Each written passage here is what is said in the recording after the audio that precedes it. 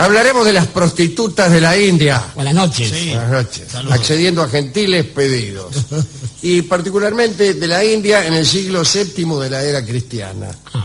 Así que las cortesanas se llamaban bestias ogánicas sería mejor. Formaban en cada lupanar una especie de corporación a cuyo frente se designaba a la más eminente de ellas, la más grande de todas ellas, que solo se reemplazaba en caso de enfermedad o de muerte. Había prostitutas de toda condición, como es obvio, ¿no? Las había refinadas, de esmerada educación, sabias, muchachas que agregaban al completo conocimiento de su profesión los talentos de una artista y de una intelectual. Bien. Digo, si es que se entiende que estos talentos, los artísticos e intelectuales, están fuera de esa profesión, cosa que no creo realmente. No. El caso es que todas estaban sometidas al control de un superintendente real, una especie de cafiolo estatal que estaba afectado a su protección. Eran vigilantes destinados con exclusividad a asuntos de prostitución y como tales debían encargarse de la compostura de las casas de tolerancia. Sí, aunque esto parezca un oxímoron. También estos muchachos recolectaban impuestos a los que las muchachas estaban obligadas, ¿no? Debían entregar al superintendente 2 días de ganancia por cada mes, lo cual es poquísimo si se tiene en cuenta la tajada usual del caferata y la tajada usual son 15 días de las agencias de impuestos, que es mucho mayor para los trabajadores que para las prostitutas de la India. Bueno, pero yo... Sí, el régimen de un trabajador en estos tiempos es mucho más ajustado, mucho más difícil de cumplir en relación a los impuestos que paga que el de las prostitutas de la India en el siglo VII después de Cristo. Tenían bien el mínimo imponible. Ahí. Sí. Las prostitutas más encumbradas, las más bellas, debían pagar a profesores y entrenadores, no como sucede ahora. No. Es exactamente al revés. No va a comparar. No, pero les pagaban para perfeccionar su educación intelectual y amorosa. Y estos entrenadores eran alentados por el Estado. Es decir, cada tanto lo llamaba un ministro y le decía, dale, vamos todavía, fuerza, macho. Por aquellos tiempos se consideraba la prostitución como un engranaje indispensable de la sociedad, y ahora también. Fuera de las casas de tolerancia, las prostitutas tomaban parte en excursiones. Qué lindo. Arrastraban a los jóvenes de buena familia, debe haber sido un espectáculo lindo de ver. ¿Cómo no recursar? Quiero decir que los llevaban a jardines y a grutas para demostrarles su estimación. Se contrataban ellas también como bailarinas o como músicas en las reuniones privadas y aún en las recepciones que se daban con motivo del nacimiento de un hijo, etc. Otras prostitutas estaban directamente afectadas a templos. Entre las cortesanas sagradas, es decir, las que estaban al servicio de los templos, podemos citar a las que vivían en la ciudad de Belsali, en el templo de aquel lugar. Solo podían acercarse estas chicas a los hombres a través de sus cantos. Caramba. Si me permite qué énfasis innecesario. la expresión. De sus canciones, sería mejor decir. En ninguna conversación podían olvidar sus melodías y una palabra sin música podía llevarlas al mayor de los descréditos. La vida de estas chicas era una perpetua opereta. Cuando morían, sus cuerpos eran quemados y sus cenizas lanzadas al viento. Sus hijos, si es que los tenían, no podían acceder a ninguna de las castas, ya que no tenían derecho alguno a reclamar un padre. En las casas de mancebía, el precio se fijaba por anticipado, como es lo correcto, para no llevarse sorpresa. Pero este precio variaba según la estación del año. No sé. Bueno, y puede ser que sea más enojoso hacer este asunto cuando hace calor, por ejemplo. Con el frío quizá haya más demanda. No lo sé. Siendo como es el mes de julio en la India, le voy a tener que cobrar Por los monzones, claro. La mitad de la suma pagada se entregaba a la prostituta elegida y la otra mitad se utilizaba para el alquiler de cierta vestimenta indispensable para estar en aquel lugar. Te tenías que vestir de un modo especial, de otario. El cliente tenía que devolver esa ropa cuando se iba. Ah, no. Y venía el otro atrás y se la ponía. Claro. Sí. Bueno, yo no permito. Disculpe. A este boliche lo vuelvo mal. Sírvase este camisolín. Parece, sí. Te tenías que vestir de un modo especial, ¿no? Y después devolvías la ropa. Era el traje de cliente. Te lo sacaba después y lo devolvías. Los jóvenes chatria reclutaban a sus queridas entre las cortesanas más cultas. Buscaban a las que sobresalían en las 64 artes. La lista de esas artes figura naturalmente en el Kama Sutra de Vatsyayana.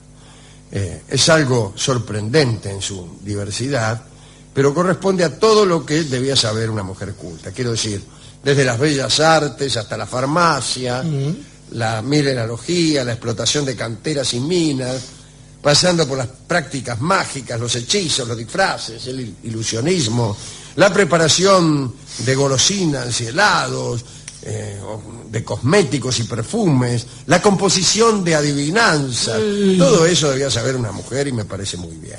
Yo me enamoro muchísimo cuando una mujer sabe farmacia, explotación de canteras y composición de enigmas.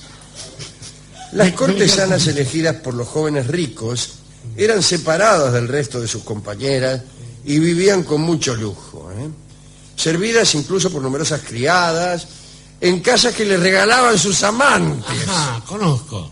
Para no verse incomodadas, debían mostrarse generosas con los brahmanes y hacerle frecuentes donaciones.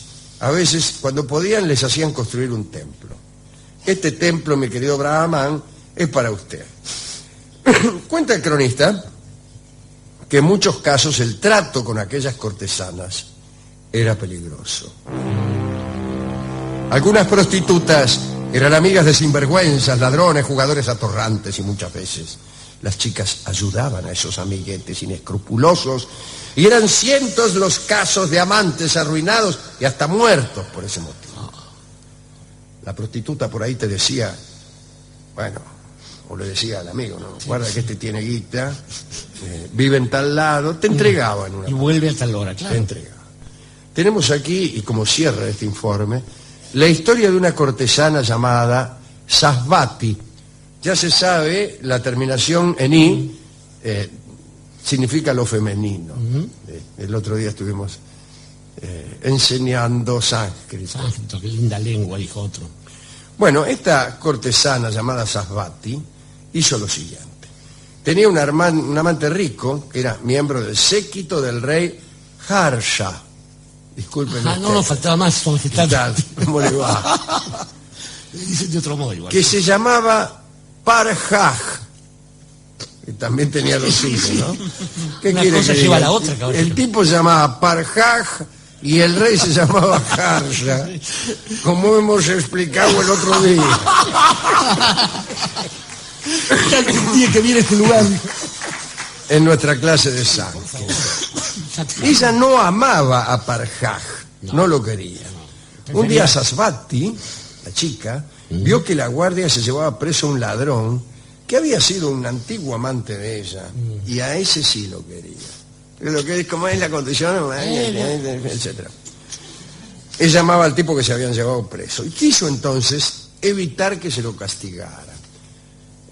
Cuidado, porque el suplicio para los ladrones era el empalamiento. Ah, no, prefiero al rey ese. Sasvati, antes prefiero la muerte. Sasvati mandó a uno de sus sirvientes, a una de las sirvientas en realidad, a casa del jefe de la guardia, con la intención de corromperlo.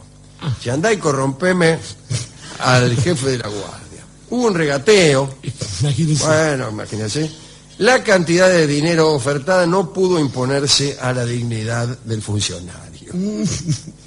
Entonces el jefe de la guardia sugirió a Sasvati, a través de su servidora, que para liberar a su antiguo amante, al ladrón, además del pago del soborno correspondiente, necesitaba un condenado.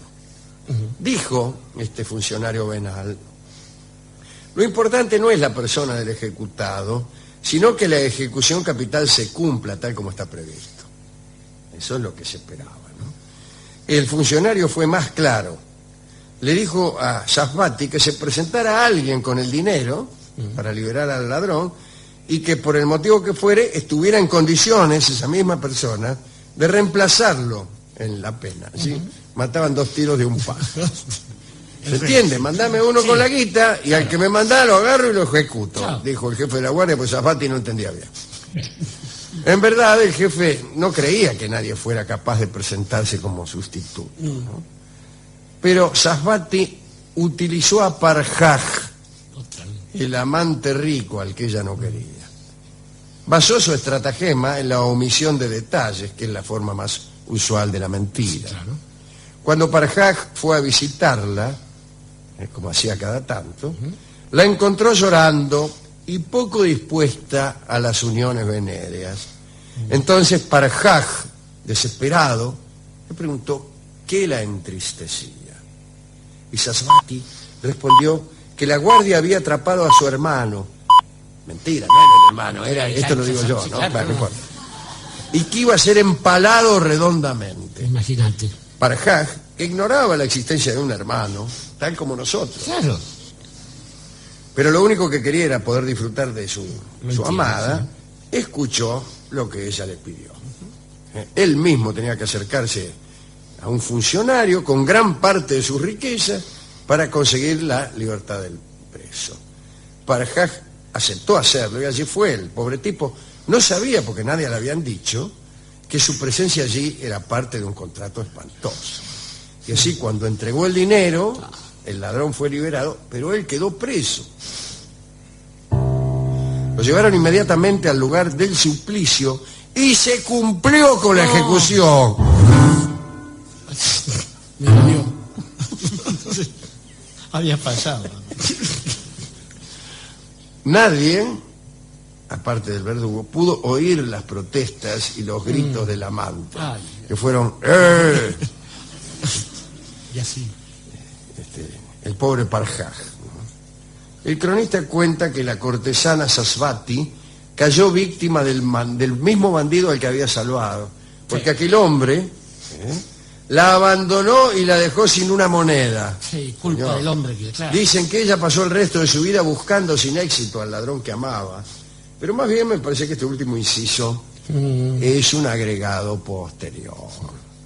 A mí no me engañan con esto, Algo tardío, destinado a hacer creer que esta Safbati no había quedado sin castigo, etcétera, ¿no? Las artes convencionales exigen una cierta simetría en la suerte de los malvados, bueno, qué sé yo. Cita de la película de Woody Allen, todo lo que usted quiere. Así que, ¿a quién quiere dedicar esta charla? Estaba pensando, Alejandro, que para nosotros, que somos burdos seres de Occidente, hay algunas cosas que vienen de Oriente, como por ejemplo la religión, que no terminamos de entender bien. Quiero decir, estaba pensando cómo es el ejercicio de la prostitución en el Japón tradicional, naturalmente, y esta especie de disociación de lo que tiene que ver con el estricto cuerpo y aquello que supuestamente lleva un placer superior. Por eso nos reivindicamos occidentales. Estaba pensando también estas cosas que siempre... La prostitución mueve a risa a los hombres. ¿Yo? Se lo dije. Estaba Diógenes, nuestro amigo, el que buscaba un hombre con un farol de día, solía decirle a los jóvenes que arrojaban piedras, no hagas eso, porque estaban en una plaza, porque corres el riesgo de pegarle a tu padre, y se reía él solo, y después los muchachos iban al prostíbulo. Pero estaba pensando, decía, este asunto acerca de esa mezcla que tiene que ver con el humor, y de qué se ríe uno de aquello que no puede explicar del todo. Quiero decir que hay en la prostitución una especie de extraño efecto para Occidente, en el cual el esclavo termina siendo el amo y a la inversa. Porque hay una cosa mucho peor en términos morales que el condenar la prostitución. Son esas películas, muchas de ellas de origen norteamericano, hay más de una argentina también así, donde al cabo de una secuencia, de hecho un naufragio puede ser, o puede ser un incendio enorme, o la llegada de malvados y la ida de un pueblo del oeste, y entonces la prostituta, que era la menos indicada para tener algún tipo de valor humano, se convierte en heroína. Es la que viene a salvar la condición humana. Pero además después se casa con un tipo que es el sheriff, con el Rati, para cual es ridículo, es una especie de... Para algunos eso significa la redención de la prostituta Y para nosotros la condenación definitiva. Exactamente. Por Y eso, primera. la condena original es esa. Porque justamente en ese ejercicio, de ese intercambio extraño que hay entre hombres y mujeres, los hombres no le han hecho mal a nadie salvo a sí mismos. Y además, digo, un verdadero pensador de esos tiempos solía decir cada vez que pasaba o salía un lupanar, aquí son todas buenas. A diferencia de lo que hacemos algunos porteños, Dios no permita. Lo que estaba pensando es que justamente la escena ideal con la que podríamos corralar esto para dejar clara cuál es nuestra posición es una escena en que el galán, una vez que la prostituta se convirtió en heroína de la historia y salvados todos, se acercase a ella y le dijese, ¿Estercita? Y ella le respondiese, Estercita no, estúpido, hoy me llaman Milonguita. Y milonguita, que es también una manera de llamar a la prostituta. Genérico, claro. Una manera cariñosa. La milonga es una prostituta, Sí, sí. y la milonguita también. También. El tango milonguita será cantado a continuación por Horacio Molina.